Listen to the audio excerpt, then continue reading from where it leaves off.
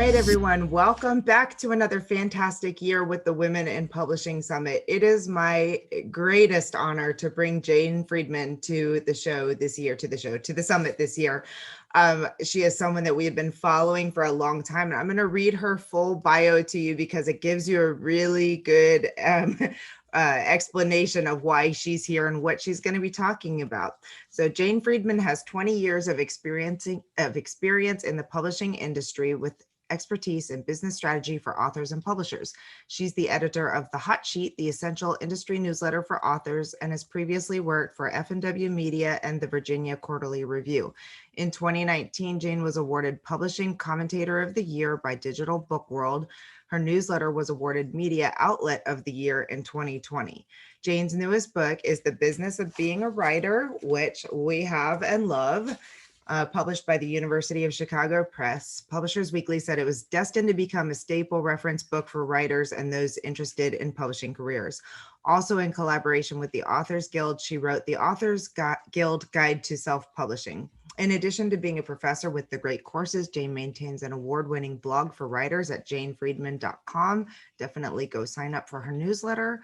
Her expertise has been featured by the New York Times, the Washington Post, Publishers Weekly, NPR, PBS, CBS, the National Press Club, and many other outlets. Jane has delivered keynotes and workshops on the digital era of authorship at worldwide industry events, including the Writers Digest Annual Conference, Stockholm Writers Festival, San Miguel Writers Conference, the Muse and the Marketplace, Frankfurt Book Fair, Book Expo America, Digital Book World. She's also served on grant panels for the National Endowment for the Arts and the Creative Work Fund and has held positions as a professor of writing, media, and publishing at the University of Cincinnati and University of Virginia. In her spare time, Jane writes creative nonfiction, which has been included in the anthologies Every Father's Daughter and Drinking Diaries. If you look hard enough, you can also find her embarrassing college poetry. So thank you so very much for being here with us. My pleasure, Alexa. It's really, I really appreciate other women who invest so much time and energy in helping other authors trying to find their way. And I really appreciate the fact that you're looking closely at how the digital age is transforming writing careers and that's really the meat of what I want to talk about today, because there are so many more opportunities. And I'd like to start just by talking about when you began and how much that has changed over time. I entered the publishing industry in the mid to late 90s. And, this was before social media. This was before ebooks. It was really even kind of before Amazon. Although Amazon existed, it was something that people didn't really think that much about in terms of a mover and shaker in book publishing. It was kind of this quirky little weird thing where you could order books. So, it's almost hard to talk about the transformational change that's happened since that time. I mean, one of the first changes was simply the internet and the ability of anyone to go online and access all sorts of information. And then you layer on top of that social media, which gives authors a way to directly engage their readers and to build an audience, whether or not they have a publisher. And then you layer on top of that e-commerce. So all of the shopping that now happens online, especially now during a pandemic. And then ebooks and the Kindle and the growth of Amazon, and also self-publishing is growing every step of the way alongside those things. So it used to be when I started in the business, there was traditional publishing, and then there was kind of a fringe group of people who self-published. And you had to be really serious and probably have some means to self-publish effectively. Today, there's self-publishing as a viable option. It's probably 25% of the market. There are also hybrid methods of publishing, which can also be confusing for people because there's not really an agreed upon definition of hybrid. There are hybrid authors. There are people who publish really only through social means. So they have a career built on influence and being active on social media and deriving income from things that don't look like publishing houses. So yeah, it's a very dynamic environment. It keeps changing every day, every week, which is why I'm still in publishing. It stays very interesting. It really is. I mean, I've only been in it a fraction of the time that you have, and it's amazing to me how different the world is from 2012 until now. It's insane. Well, for someone, how did you start writing? Were you a writer first, or I know you worked for a publishing company, but which one started first? I went to school, to college, to get a degree in creative writing. So my degree is actually a BFA in creative writing. And so my thought was, oh, I'm going to be a full-time writer. And so I took, the fiction classes and the poetry and the creative nonfiction and the screenwriting and like the whole works. But I was just as interested in publishing activities. So I was on the school literary journal, I was on the school newspaper, and I worked at two internships at publishing houses, one of which I eventually joined when I graduated from college. So, it wasn't necessarily my intention to start working in commercial publishing when I graduated. It just, I don't want to say I fell into it because I was certainly involved in writing and publishing from a young age. But I did think I was going to go on to graduate school and, maybe even get a PhD, but I got sucked in to the publishing industry. Sucked in. I love it. I'm curious, how important do you think it is for indie writers to be um, well versed, educated in the bigger publishing world? I think it helps to be aware of what's happening with the biggest companies because, it's a multi-billion dollar industry and it's not going anywhere. And the decisions that they make indicate, usually belatedly, which way the market's turning. So while they are very they're very risk averse, they also, if they don't put out books that sell, they're quickly not going to be relevant. So there are certain ways that if you look at what they're doing, it does have implications, and there are lessons there for what independent authors can be doing, should be doing, and also the gaps they can be filling that traditional publishers can't fill. We're seeing a lot of consolidation right now among the big five publishers. So that's Macmillan, Penguin Random House, Simon and Schuster, HarperCollins. So, they're all ever since I started in publishing, these big companies have been merging. And that gives them actually some of the power and leverage that they need to deal with a big player like Amazon now. But it also leaves gaps in the market. And you can see how some authors get left behind.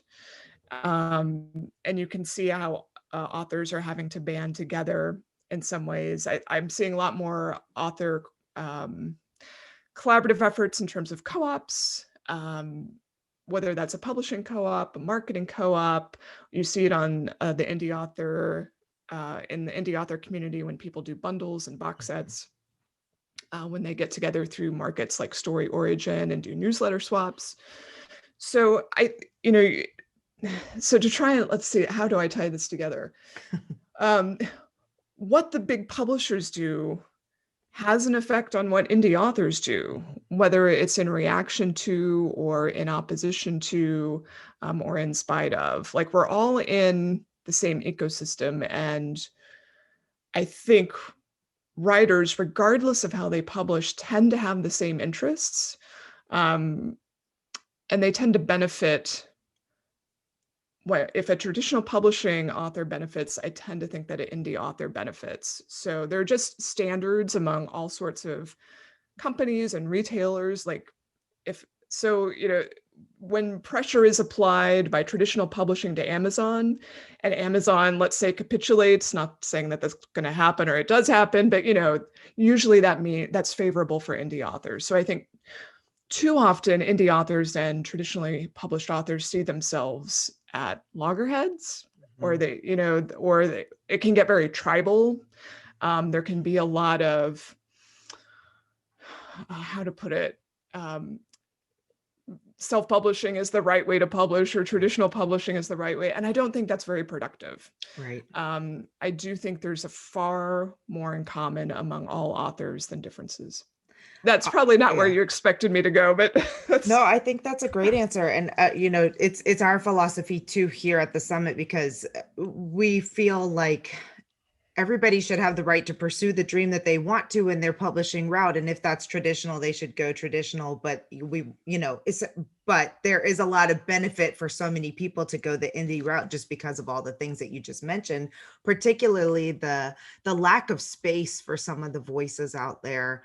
Especially if you're getting into topics that aren't as sexy to sell for everyone, like grief and loss and inspirational things that aren't by. So no, I'm glad that that's the answer that you gave. I'd like to ask a little bit more about co-ops. We have a lot of really new authors coming in trying to decide if this is even the way they should go. Can you talk just a little bit more about what you meant by that? sure. So to give one of the star examples, there is a collective called Tall Poppy Writers that works in the women's fiction space. It was founded by a women's fiction author, Anne Garvin. This has been maybe 5 years ago that it was founded. And it's a core group of maybe 50, 60 authors who aren't, let's say, as prolific as most indie authors. That there are some indie authors among their ranks, but they're primarily traditionally published authors, which means maybe a book a year, a book every 2 to 3 years. But to stay, in front of people, in front of your readership, today it's become really important to produce and to have more work and something new to market.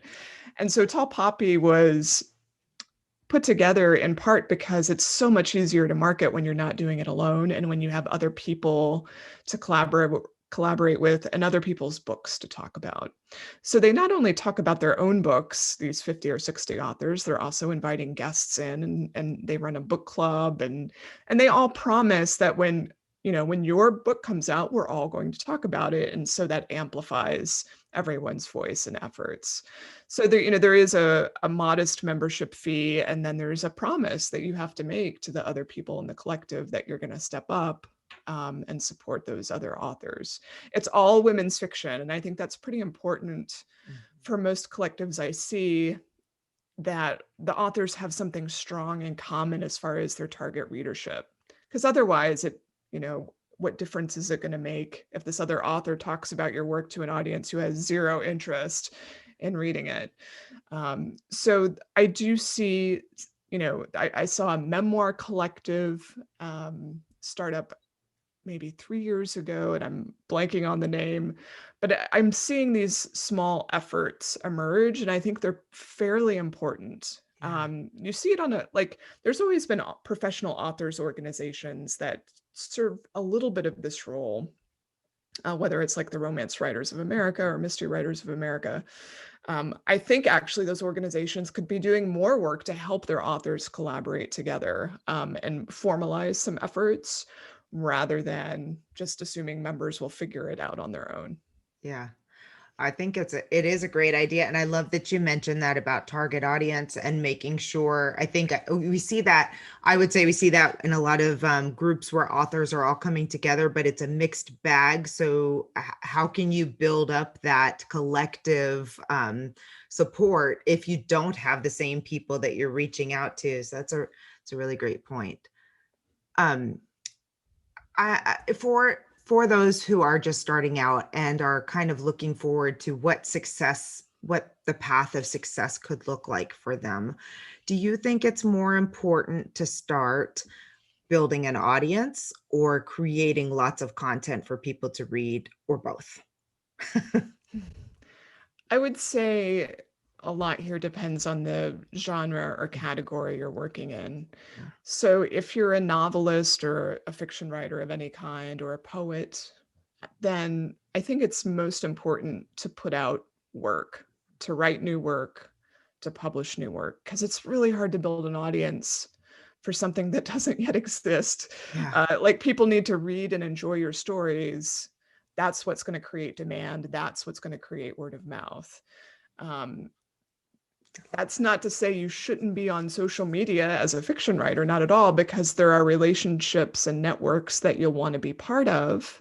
Like if you want to be part of a collective, you don't want to think about that the day your book comes out. You want to be active in the writing community for years prior, hopefully, to your book coming out. Because as I said, it's hard to market a book by yourself. So it's very different though if you're on the nonfiction side. So, and in here I have to hedge a little and say this could apply to memoir. It's going to depend on the nature of the memoir. But let's say you want to write a book on parenting, or you want to do a narrative nonfiction book that's about horses, or like Seabiscuit. That's going to require you to build a name and a reputation for yourself where you've got trust with an audience, where people know you for this topic. You're building credibility and visibility. If you want a traditional publishing deal, it becomes even more important because no one will pay attention unless you have a platform, which platform is just visibility to the target audience for your work. So how do you do that? It's, well, how does anyone advance in a profession? It's a lot of it starts with relationships and being associated with the right people or the right brands or the right organizations, showing your work, putting your work out there, doing a podcast or a blog, being active on social, being helpful, being of service. There are lots of ways to do it. So I hesitate to say, oh, you should definitely be on social. It's going to depend on your community, but it certainly helps to use social. I asked that question because I think it's one that we hear so often, like, should I be spending all my time writing, or when should I start marketing and all of that? And I mean, yeah. I think the best way I can summarize it is, when your book launches, what assets are you going to have in place? That usually the most important assets are the people you know. Like the people you email, or the people you can call, or the people you can text that will actually listen to what you have to say. So if you reach your launch day and you haven't given any thought to that, it's going to be a very lonely and frustrating experience. And that's a sad time. Well, we talked about in the beginning of the conversation about the changes that have been making. I'd like to ask you what your favorite change is, the thing that you think is the coolest thing that authors have available to them now that we didn't before. Well, I think it's instant publishing in all of its forms. I mean, that instant publishing could refer to the fact you can get an ebook up and published basically within a few clicks of a button, assuming the book's ready to go. Or that you can broadcast on Twitter exactly what you think about something and it has the potential to reach thousands and thousands of people. Or that you have a doorway to some of the most incredible people in the world by simply typing their handle on Facebook or Twitter or Instagram or wherever you're active, and they're going to see it. I mean, when I started in the business, it was really hard to get anyone of any reputation to see you, to recognize you, to know what you had to say. And now I mean, obviously there's a lot of noise and it's easy for people to ignore you or mute you or unfollow you. But still, if you have like something interesting to say, if you're really helpful, if your work is quality, you have a much better chance of it getting noticed in 2020 than you ever did in 1998 when I had my first formal job. Yeah, that's a very good point. But on that note, the follow-up question to that is, because there's so many people now publishing every month, and because there's so many people making noise, how does a new author stand out? Yes. So this is the burden. Uh, I don't want to make light of how competitive it is and how many people are out there trying to do exactly the same thing, which is build an audience, be noticed, get seen, or sell a book. I think that it helps if you're really focused and disciplined about who you're trying to reach. So I see a lot of writers, especially this happens in nonfiction. I don't know why. why it's more prevalent with nonfiction writers, but they think their book is for everyone and it's going to change the entire world. And that's just not from a professional marketing perspective. You can't market to the whole world. You just can't. You have to start with a more specific idea of who's going to be most excited, most enthusiastic, most likely to spread the word. So getting really, really honest with yourself about who your book is meant for, who you're speaking to, and where you need to be active, where people will give you the time of day. And it ripples out from there. Almost all marketing starts local. And by local, I don't mean like literally in your town, but like, although it can mean that, I mean like the people who are in your inner circle and then your acquaintances, and it always bubbles out from there. It's really rare to go from just yourself and then spring out over to Oprah without any steps in between, but some people have that dream and they're thinking, oh, well, that lightning could strike. I'll be the exception. That will happen to me, but unfortunately, it doesn't.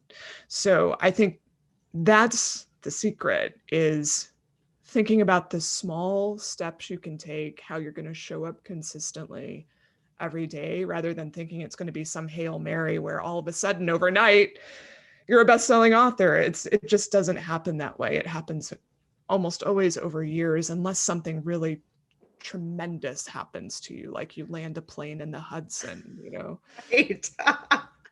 It's funny though, because I think that that's something that so many authors do struggle with, is this comparison game. I mean, how do I get to be Jane Friedman by next week? Well, Jane Friedman got there by years and years and years of hard work and all of those things. But it is very difficult to take those little tiny steps that seem big enough.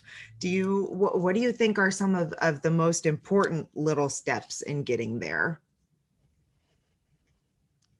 It helps so much if you're working in one area consistently for a while. So some authors, especially early career, they may not know exactly what they want to write, and that's okay. Like, you don't have to figure it out. Like, I wrote a ton of poetry and short stories before I realized I actually don't want to write any of this. I just think I want to write it because that's what's cool, or that's what people respect, or that will give me prestige. So I think there's a lot of this early, we have all these societal expectations or parental expectations, or who knows where the expectations are coming from. You can just get it from reading the internet. But you have all these things you think you want, and then you realize what it is that you actually want to do. So whatever it is that you do actually want to do, if you can just focus on that for a few years, pursuing that, becoming better at that. Because writing, we haven't really talked about the craft. I'm more of the business type.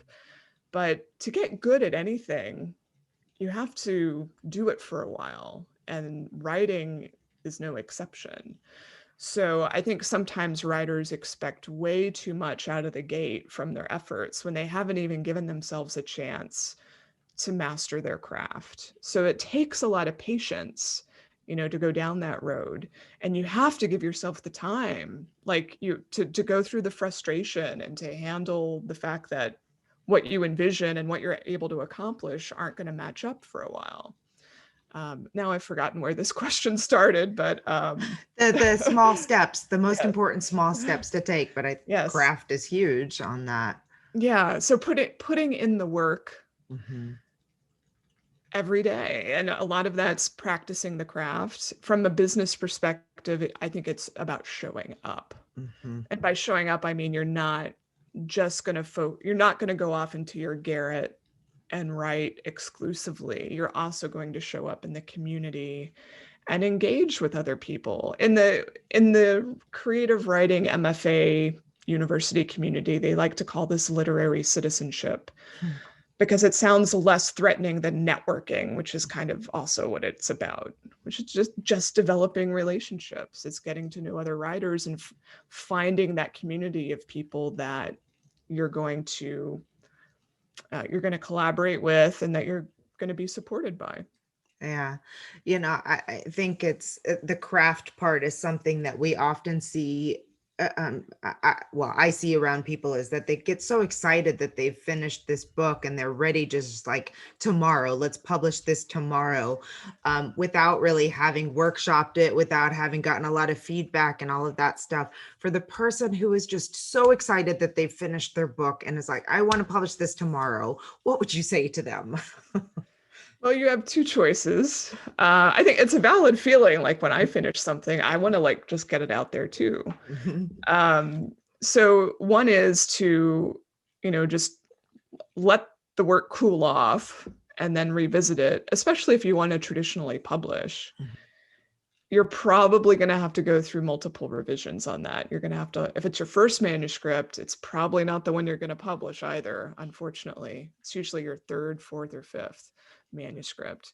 So, yeah, you just have to back off and realize that the first work you've produced, if it is your first work, is probably not going to be your best effort, especially at first draft stage. That said, there is a valid other path to take, which has nothing to do with traditional publishing. You could go and serialize that work chapter by chapter, or even write it in progress over at a site like Wattpad, which is a community site where writers serialize stories. It's very popular with young people. It's basically like writing live, writing for a live audience, people waiting for your next installment. You could put the book out as an ebook just because you want to have it out there, and it doesn't really matter, if it has acceptance from a commercial publisher.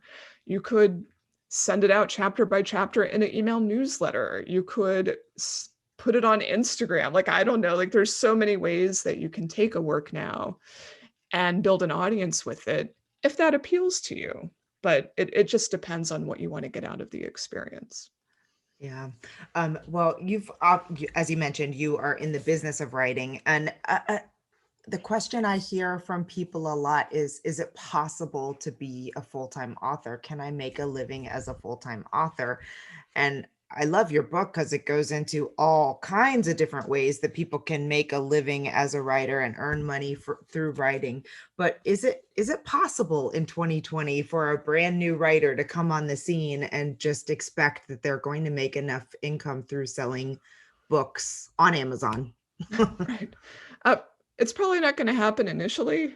So, for example, if you're going to be a traditionally published author who's making money primarily from advances, royalties, and rights sales, unless you get a six-figure advance right out of the gate, you're not going to be able to quit your day job. And even if you did get the six-figure advance, I wouldn't quit the day job, because once you break that up over 2 or 3 years of payments and take out the taxes and your agent gets their cut, and who knows what's going to happen with the second book. So it's not terribly reliable until you have some security and confidence. Oh, this publisher is going to stick with me for book 2 and 3 and 4. And like, yes, now I can see on the horizon that I might be able to put out books consistently year after year after year. I'll give an example. The editor of Writer's Digest magazine wanted to start a fiction writing career, and she did it while she still had that full-time job, writing thrillers. I would say probably domestic suspense is what her novels are. And I think it was her third manuscript that finally got representation from an agent while she was still on the job. And that book sold. But it took her another, I don't know, 2 or 3 years before she quit that job. And that it was only when she saw, okay, I'm now starting on book 3. I've now got a contract for book 4. I can see what the money is going to be for each of these books. I see that the sales trajectory is positive. Like, I'm selling more of each title and not less of each title. And there's some trust that's developing. So these things take time. It probably took her 10 years for that full transition to happen, from the time she wrote her first manuscript to the time she left her job and said, hey, I can do this, without feeling concerned I won't have a paycheck or I won't have enough in royalty checks coming in. For self-publishing authors, what I often see is that you need to have probably a minimum of 3 books, if not 5 or 6 books, usually in a series, before you can say, all right, I might have enough here to make a living. There's a really well-known group called 20 Books to 50K in the indie author community. Uh-huh. So it's this idea that if you write 20 books, that amounts to a living, $50,000 a year. Now, I might quibble with that. But generally, the spirit of that, I can agree with, because once you produce a certain volume of work, it does tend to give your career momentum. It's more tools for discovery, for marketing your work. It makes it easier to advertise and make money off your books and sell when you sell them through Amazon in particular. So I think it kind of goes back to the patience issue.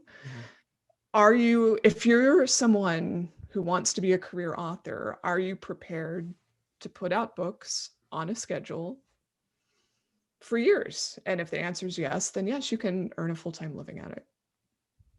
And if not, there's all kinds of other ways that you teach people about.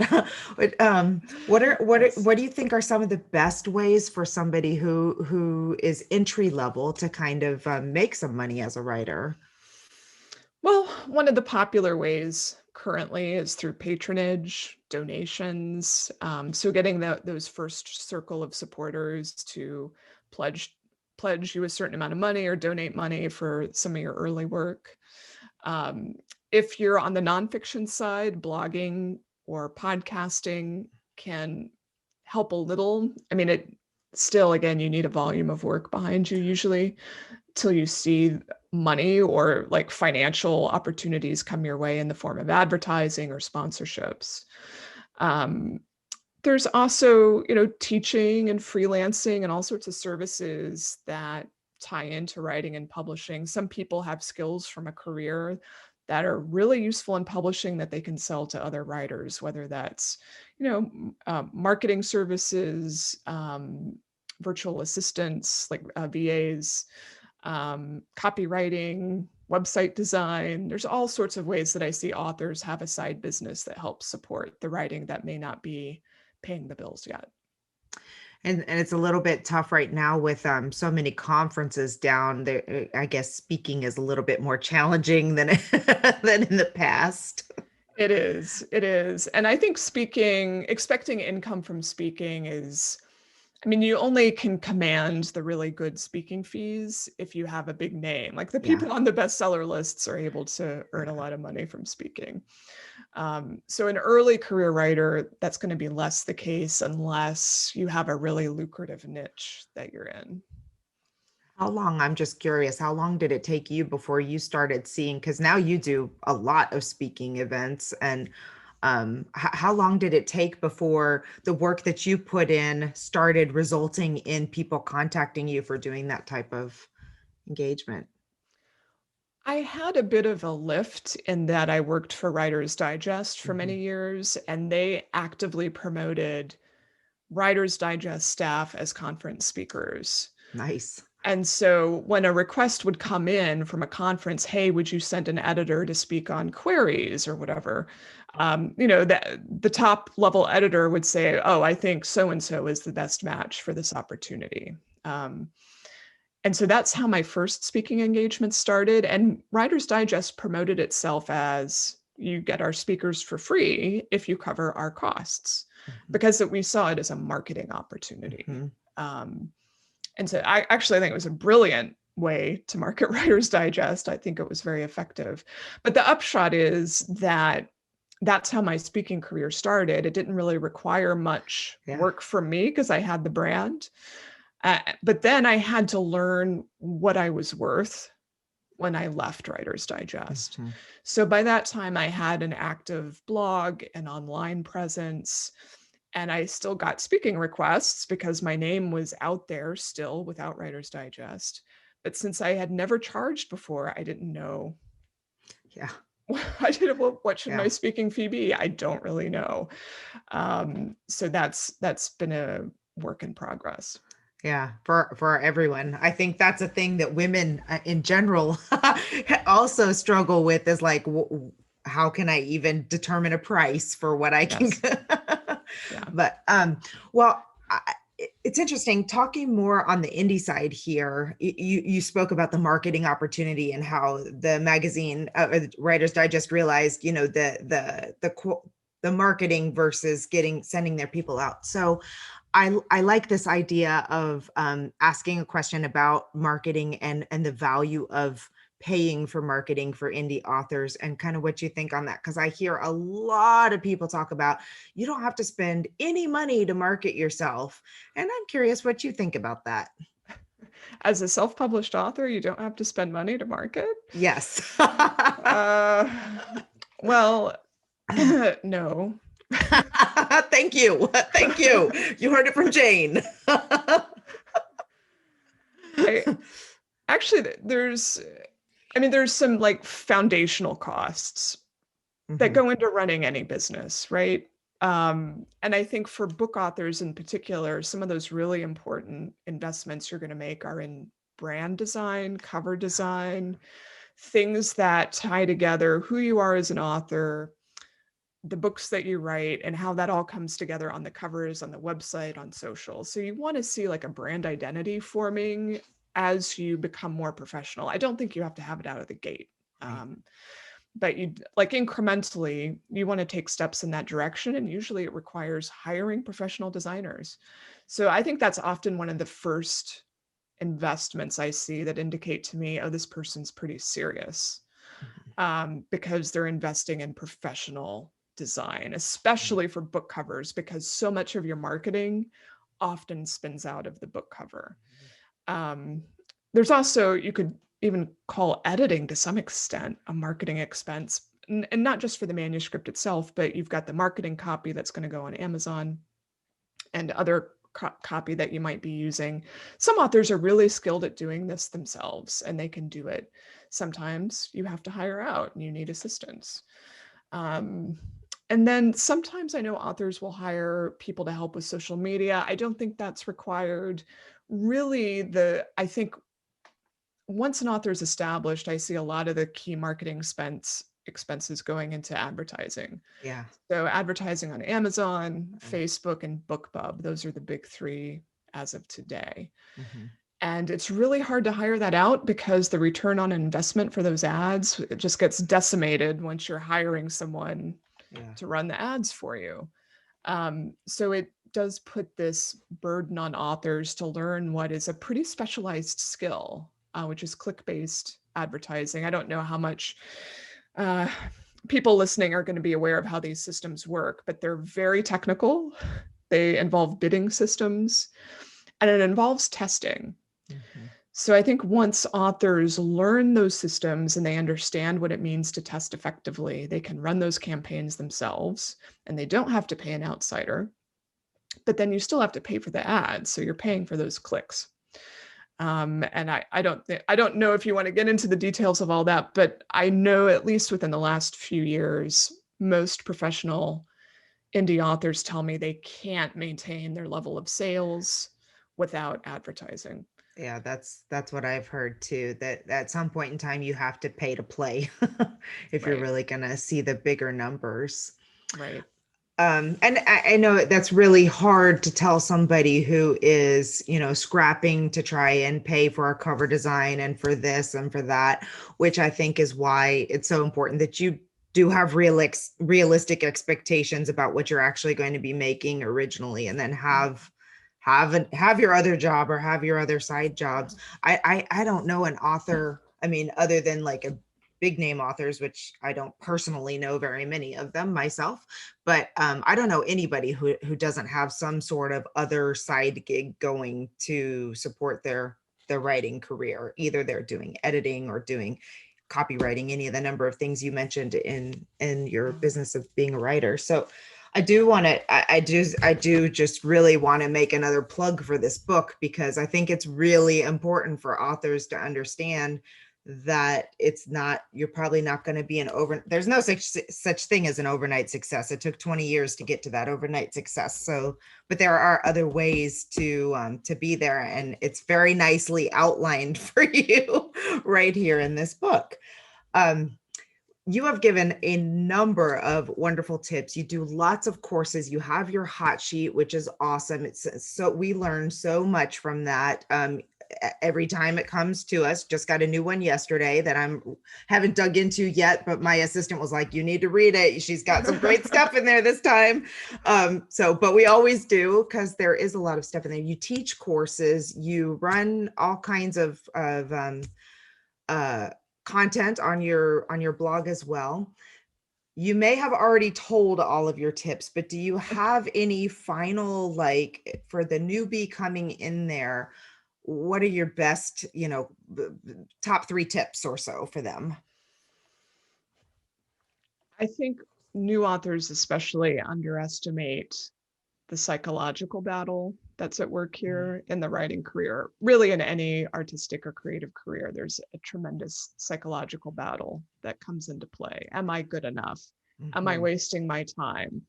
You get into the comparison game that you mentioned earlier, which can be very destructive, but is also unavoidable. Like, I can't tell people, stop comparing yourself to others. I mean, it's just human nature.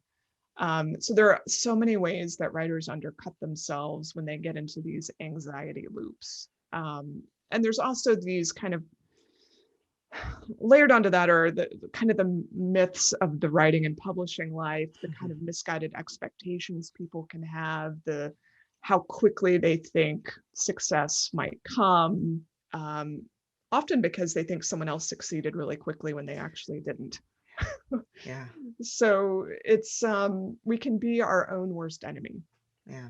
So I would suggest that every writer, I think you'll know when you come up against some of these psychological hurdles. They feel terrible when you come up against them. You feel like you want to quit, and you tend to have a feeling of worthlessness.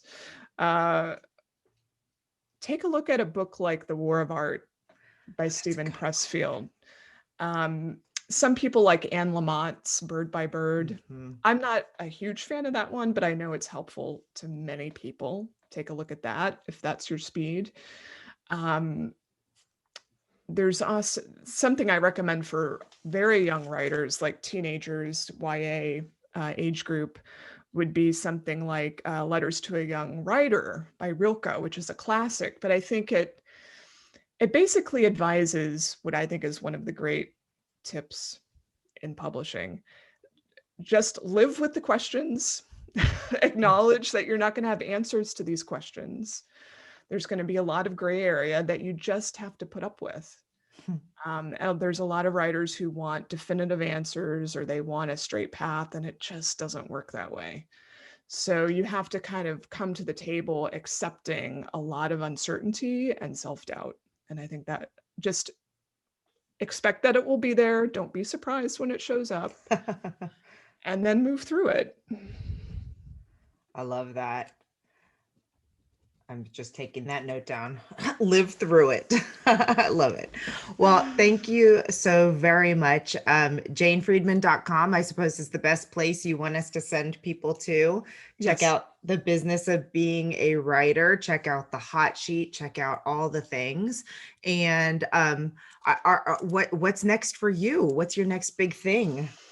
Oh, well, the pandemic has kind of created a lot of uncertainty. Yes. Speaking of gray areas. Yes. So I don't really know what's going to be happening in 2021, but I am planning to double down on my paid newsletter, the Hot Sheet.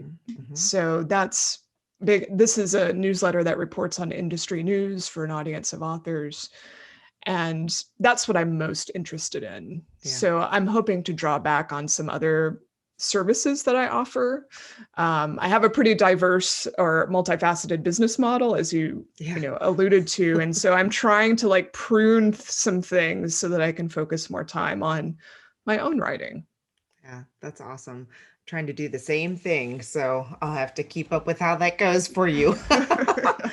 Well, thank you so much. I greatly appreciate your time. This has been wonderful. And I wish you well in the next year.